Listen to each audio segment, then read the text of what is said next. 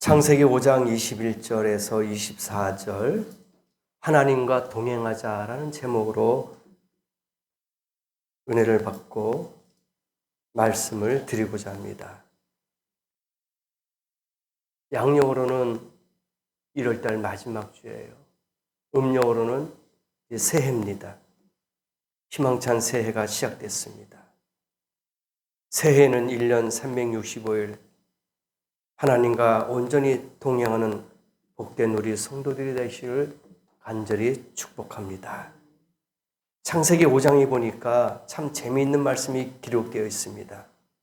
에녹이 365세를 살고 하나님과 동행하면서 하나님이 그를 데려가심으로 세상에 있지 아니하였더라. 온전히 동행하기는 300년이었지만 그의 나이 365세가 예사롭지 않게 우리에게 다가오는 이유가 뭘까? 하나님의 법에는 이런 은혜의 법이 있습니다. 하나님께서는 마지막을 잘하면 처음 그렇지 않은 것도 마지막과 같이 쳐주시는 그런 법입니다. 아브라함 보세요. 아브라함이 자식이 없었어요. 그래서 그의 여종 하가를 통해서 이스마엘을 낳는 불순종이었죠. 원래는 그렇게 하면 안 됩니다. 근데 자식이 없으니까 여종 하가를 택해서 이스마엘이라는 아들을 낳게 했단 말입니다. 그래서 이 불순종 때문에 하나님과의 교제가 13년이나 끊겼어요. 단절됐단 말입니다. 그렇지만 성경은 그의 전반적인 면이나 그의 마지막을 보면서 이렇게 기록합니다.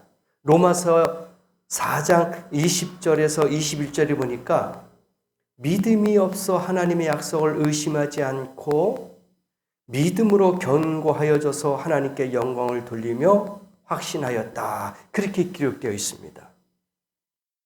그래서 그의 어리석은 부분이 많이 있었지만 그 부족한 것 같이 다 믿음으로 쳐주셨다 이거예요. 이해하시겠습니까? 아브라함이 믿음의 조상입니다. 그러나 그 전에는 그러한 믿음의 조상으로 인정을 못 받았어요. 불순종한 것이 있었죠. 믿음이 부족했습니다. 그러나 그 부족한 것까지도 나중에는 한 번에 다 믿음으로 하나님이 쳐주셨다 이거예요. 이런 근거로 기초를 삼거나 혹은 성경의 기록 원리 중에 하나인 상징적인 측면에서 볼 때 오늘 나이 볼 때 365세라고 그랬습니다. 많이 살았어요. 참으로 장수를 했단 말입니다. 그러면 365년을 살았는데 우리에게 던져주는 메시지가 뭐냐? 오늘 이 말씀을 본문을 읽었을 때 우리에게 다가오는 느낌이 무엇이냐 이거예요. 365일은 매일매일을 가리킵니다. 1년 360일 매일매일 우리에게 알려주고 있어요. 그리고 동행이라는 말이 나오죠. 22절 보니까 300년을 하나님과 동행했다 그랬습니다. 여러분 동행이라는 것이 무슨 뜻일까요? 이 동행은요, 같이 간다는 겁니다. 누가 먼저 앞서거나, 누가 먼저 뒤처지거나, 그게 아니에요. 동행은 같이 간다는 거예요. 믿습니까? 누가 먼저 앞에 가면 안 돼요. 그건 동행이 아닙니다. 누가 뒤에 뒤처져 있어요. 이건 동행이 아니에요. 동행은 똑같이 한 방향으로 같이 가는 거예요. 보조를 맞추면서 우리가 이 시간에 하나님 앞에 나와서 주님과 동행할 때 내가 앞서거나 내가 뒤처져거나 그런 것이 아니라 주님과 똑같이 발맞춰서 동행해야 될 줄 믿습니다. 이게 복이에요. 앞서는 자는 교만한 거예요. 뒤처진 자는 믿음이 떨어진 겁니다.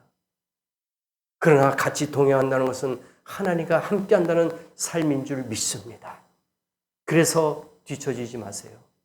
앞서지도 마세요. 주님과 동행하는 복된 성도 되기를 원합니다. 그래서 오늘 이 동행이 에녹이 복을 받았던 이유, 어떻게 해서 300년 동안 이렇게 긴 시간 동안 하나님과 함께 할 수 있었을까? 오늘 이 시간에 이것을 우리가 참된 신앙생활로 연결해야 될 줄 믿습니다. 그래서 하나님께서는 동행하며 말씀에 순종하는 자에게 복을 주시는데 어떤 복이냐? 첫째가 천국의 복을 주시는 천국의 복을 주셔요.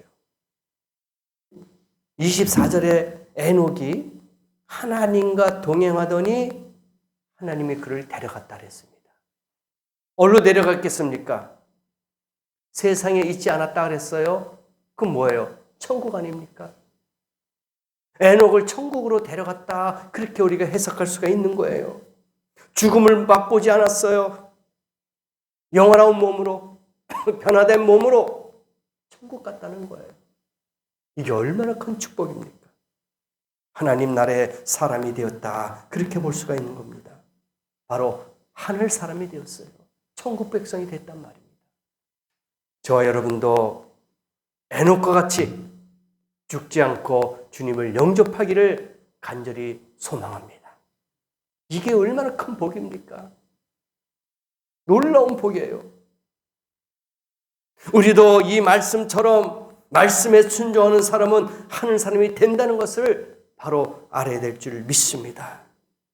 히브리서 3장과 4장에 보니까 가나안 땅을 믿음과 순종으로 들어갔듯이 우리도 믿음으로 천국에 갈 수가 있는 줄 믿습니다. 믿음이 없이는 갈 수가 없는 거예요. 믿음이 있어야지 천국 가는 겁니다. 예수 믿어 구원받듯 말씀을 믿고 그대로 순종하면 천국에 임한다는 겁니다. 그래서 몸은 지상에 있지만 성도의 심령은 하나님 아버지 나라에서 해와 같이 빛날 줄 믿습니다. 하나님께서 기뻐하신다는 말입니다. 하나님께서 우리 마음속에서 기뻐하시기 때문에 우리에게도 기쁨이 넘치는 거예요. 그래서 올 한 해, 새해는 하나님께 순종해서 오늘 본문의 에녹과 같이 날마다 해처럼 밝게 사시길 바랍니다. 그리고 기쁜 일들만 일어나시길 바랍니다. 이게 천국의 복이에요. 두 번째가 기적의 복입니다. 기적의 복이 우리에게 나타납니다. 요한복음 2장 5절에 보니까 가나안 혼인잔치가 나와요. 예수님의 어머니가 그랬어요. 하인들에게 무슨 말을 하든지 너희에게 이르면은 그대로 순종해라. 그 말씀이 나와요. 가나안 혼인잔치에 포도주가 떨어졌잖아요. 그래서 무슨 말을 하든지 너희들은 순종해라. 항아리에 물을 채워서 떠다 줘라 해도 너희들은 순종해라 이겁니다. 하인들은 이해할 수가 없었겠죠. 괜히 그 생수, 냉수 한 그릇을 떠다 주면은 면박을 당한, 아니면은 그 손님들에게 어떠한 멸시, 천대를 받을 수 없어요. 아마 매도 맞을 수도 있을 겁니다. 그런데 떠다 줘라. 순종만 해라. 그러면 될 것이다. 이것을 하인들에게 알려줬습니다. 어떻게 됐습니까? 결과는 이 물이 변해서 좋은 포도주가 된 줄 믿습니다. 순종의 기적이에요. 이게 필요한 거예요. 우리 이성으로는 이해할 수 없어요. 현실적으로는 받아들일 수 없습니다. 어떻게 물이 포도주로 변합니까? 마술 부리는 것도 아니고 요술 부리는 것도 아닌데 순종하면 돼요. 예수님이 베드로에게 찾아왔어요. 그물을 던져라. 밤새도록 고기를 못 잡고 왔는데 그물을 던져라 했을 때 피곤하죠. 짜증도 납니다. 그런데 예수님이 와가지고 그물을 던져라 하는데 던질 수 있겠어요? 자기가 그래도 나름대로 했던 그런 기술이 있는데, 자기가 고기를 잡았던 그 포인트를 알고 있는데 피곤도 하고 짜증나고 힘들어요. 근데 어떡합니까? 순종했어요. 그럴 때 기적이 나타난 줄 믿습니다. 그물을 던져라 이거예요. 물을 떠다 줘라 이겁니다. 오늘 이 시간에 예수님께서 우리에게 명령할 수 있어요. 그대로 우리는 순종해야 될 줄 믿습니다. 무엇을 부탁하든지 그대로 믿음으로 받아들이시길 바랍니다. 그럴 때 여러분의 가정과 여러분의 개인의 이적과 기적이 나타날 줄 믿습니다. 성경에 너무나도 많은 것들이 있어요. 오병이도 한번 보세요. 이것도 기적 아닙니까? 안진뱅이를 보세요. 이거 기적 아닙니까?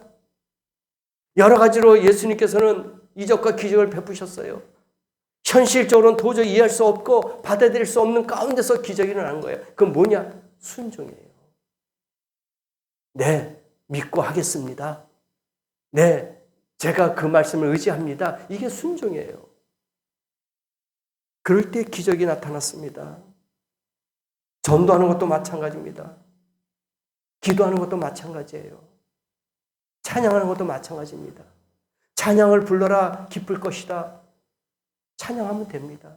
기도해라 믿음이 들어갈 것이다. 기도하면 되는 겁니다. 전도해라 열매가 얻을 것이다. 예, 맞습니다. 전도의 열매가 맺힐 겁니다. 이와 같이 우리에게 하나님께서 많은 것을 알려주셨어요. 하면 되는 거예요. 그게 복입니다. 사업하는 것도 마찬가지예요. 기도하면서 주님의 뜻을 구하면 돼요. 무턱대고 하는 것도 아니죠. 뜻을 구하는 겁니다. 하나님 이렇게 하면 됩니까? 순종하는 거예요. 내 개인성적으로 내 경험으로 하는 것이 아닙니다. 너무나도 세상적인 일에 바빠가지고 세상 일에 빠지다 보면 주의를 못합니다. 기도 시간도 없죠. 찬양의 시간도 없죠. 전도의 시간도 없죠. 아무것도 못합니다.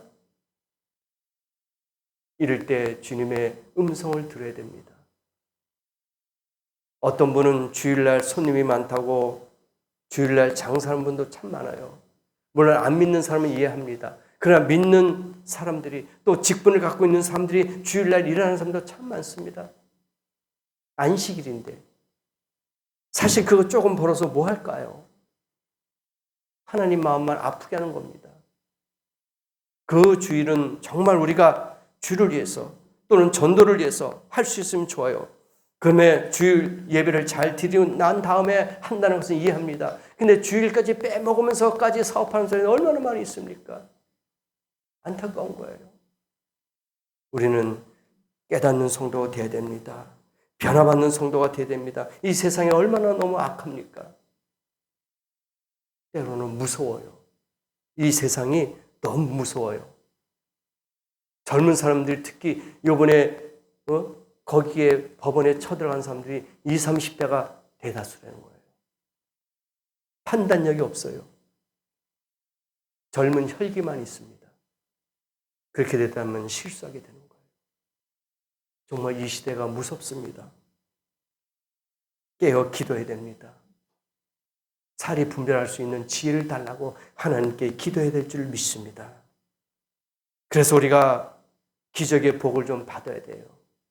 이렇게 하라 순종해야 됩니다. 저렇게 해라 순종해야 됩니다. 그것이 우리에게 복인 줄 믿습니다.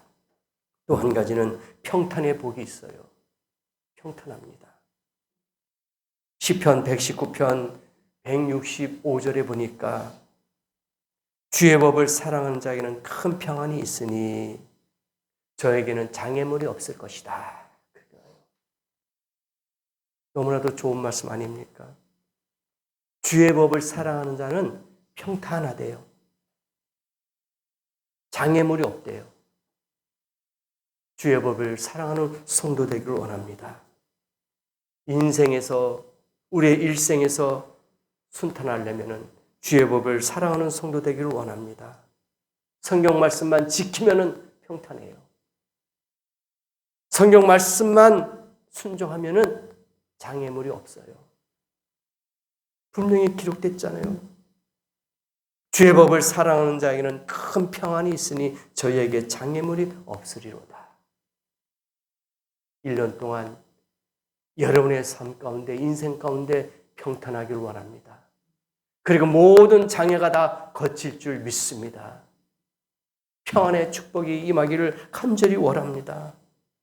성경은 말씀을 거역하지 말고 순종하라 그렇게 말씀하셨습니다.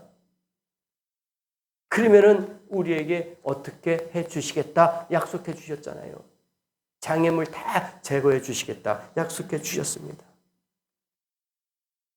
그것을 이삭의 생애를 통해서 알려줬어요. 이삭을 보세요. 이삭의 생애는 은혜를 보여주는 생애입니다. 이삭의 이름이 뭔지 아세요? 웃음이에요. 미소라는 뜻입니다. 왜 그럴까요? 이 웃음과 미소라는 뜻은 아브라함이 백세의 아들을 낳았어요. 그런데 백세의 아들을 낳는다니까 장막 뒤에서 사라가 듣고 웃었어요. 아마 그 웃음은 비웃음일 것입니다. 기뻐서 웃는 웃음이 아니라 비웃음이야. 장막 뒤에서 싹 들어보니까 아브라함이 백세의 아들 낳는다는 소리를 들었어요. 그러니까 비웃었겠죠.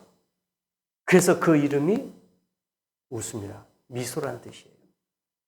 물론 나쁜 뜻이겠지요. 그렇죠?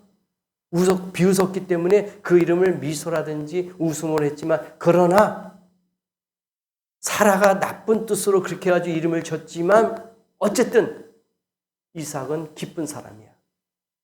미소의 사람이야. 여러분도 1년 동안 웃고 미소 짓는 성도 되기를 원합니다. 얼굴에 인상 쓰지 마시고 짜증내지 마시고 1년 동안 기쁘게 사세요. 이삭이라는 이름은 그 엄마가 비웃어서 이름을 지은 것이야 할지라도 그 자체, 이삭 자체는 미소가 있고 웃음 있는 삶을 살았단 말입니다. 여러분도 이런 삶을 사시기 바랍니다. 그게 복이에요. 그게 은혜입니다. 그래서 평탄의 복을 받았어요. 아브라함이 이삭을 데리고 모리아 산으로 갔지 않습니까? 몇 살에 갔는지 아세요? 120살에 갔어요. 아들을 바쳐라. 모리아 산에서 바쳐라. 그러면은 이삭이 몇 살입니까? 100세 아들을 낳았으니까 20살이에요. 건강합니다. 네? 튼튼한 청년이에요. 힘이 있어요. 아버지 120살인데 아들이 조금만 건드려도 쓰러집니다. 근데 이삭은 뭐라고 했습니까? 아버지, 재물이 어디 있습니까? 이것만 물어본 거예요.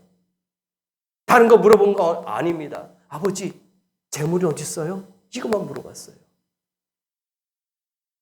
거기서 아버지에게 다른 것으로 했다면 분명히 도망간다든지 아버지를 밀치든지 무슨 사고, 사건이 일어났을 겁니다. 그런데 아버지, 제사 드릴 어린 양은 어디 있습니까? 딱 이 한 말뿐입니다. 바로 예수님께서 십자가에 달려 돌아가시는 예표로 알려준 거예요. 희생드릴 제물할 어린 양은 어디 있습니까? 이런 온유와 순종의 이삭의 삶은 그의 아들 야곱과 같이 험악하고 다사다난하지는 않았다. 그렇게 볼 수가 있는 거예요. 아브라함과 이삭과 야곱 이렇게 계속 그 대대로 내려가지 않습니까? 단순하고 평안하고 그러면서도 아브라함이 예비한 넘치는 축복을 순탄하게 누렸단 말입니다. 그 후손들, 자손들이 복을 받았어요. 아브라함, 이삭, 야곱, 요셉 보세요. 다 예수 그리스도의 족보에 올라가는 그러한 족장들 아닙니까? 이삭이 몇 살까지 산지 아세요? 180까지 살았습니다. 장수했잖아요. 여러분도 걱정하지 마세요. 80살 여기 계신 분이 없지만 만약에 계신다면 희망과 소망을 가지세요. 이삭과 같이 앞으로 100년 남았어요. 그렇지 않습니까? 그래서 이렇게 이삭도 180살에 장수를 했습니다. 여러분도 장수하는 축복을 받기를 원합니다. 아브라함 보세요. 몇 살까지 살았습니까? 175살까지 살았어요. 이것도 장수 아닙니까? 너는 장수하다가 평안히 조상에게로 돌아갈 장사될 것이다. 창세기 15장 15절에 기록되어 있어요. 장수하다가 너희 조상 돌아가 장사될 것이다. 175세에 죽었습니다. 이삭은 180에 죽었어요. 장수할 수 있습니다. 이게 복이에요. 온유한 마음으로 말씀에 순종한 결과가 장수하더라. 그러므로 어떤 일이 있어도 거역하지 마시기 바랍니다. 거역하면 삶이 피곤해요. 고단합니다. 순종하세요. 사도행전 5장 32절에도 하나님이 자기에게 순종하는 사람들에게 주신 성령이다. 그렇게 나오고 있습니다. 순종하면 복 받아요. 실화 하나만 말씀을 더 드리고 말씀을 마칩니다. 성 프란시스코 수도원에 있을 때입니다. 수도사를 모집하는데 지원자가 많이 있었어요. 근데 그 밭에다가 시험을 하는데 성 프란시스가 그 배추 모종을 다 주면서 너희들은 여기에 배추 모종을 다 심어라. 그러나 거꾸로 심어라. 그렇게 지시했어요. 그러니까 거기 수도사 지원한 사람들이 이상하다. 저분이 나이가 들어서 치매가 있나? 상식으로 볼 때는 다 이렇게 올바로 심으라고 했는데 왜 거꾸로 심을까? 하면서 그렇게 생각한 사람들은 올바로 심었어요. 또 어떤 사람은 에이, 말 잘못했겠지, 실수했겠지, 순간적으로 아차했을 거야. 상식적으로 생각해봐. 어떻게 뿌리를 밑으로 해가지고 모종을 심어야지 거꾸로 심어. 에이, 잘못했을 거야 하고 또 어떤 사람은 그대로 또 이렇게 심었어요. 나중에 어떤 사람은 그래, 아마 성 프란시스가 그대로 심으라 했으니까 그대로 심는 게 낫겠지. 왜? 나중에 뭐라 그러면은 아니 성 프란시스코 당신이 그렇게 심으라고 했으니까 심었다. 그렇게 하면 되겠다 하고 고지고대로 심었어요. 새 부류를 심었겠죠. 한 사람은 실수였다. 뭐 잘못 말한 거다. 저놈은 또 치매 아닌가? 그래 나는 순종할 거야. 심었어. 근데 다 심은 다음에 성 프란시스가 와서 봤습니다.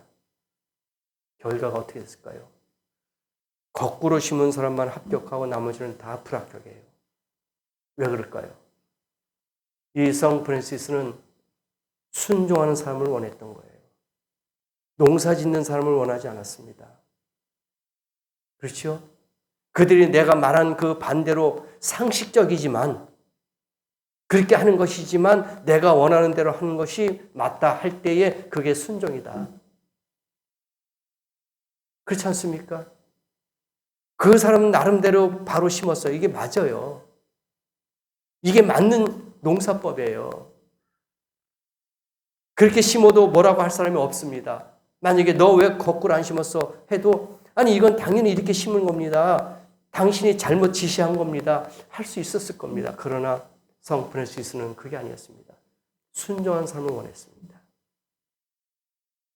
오늘 이 시간에도 주님은 이 시간에 순종한 삶을 원하는 줄 믿습니다.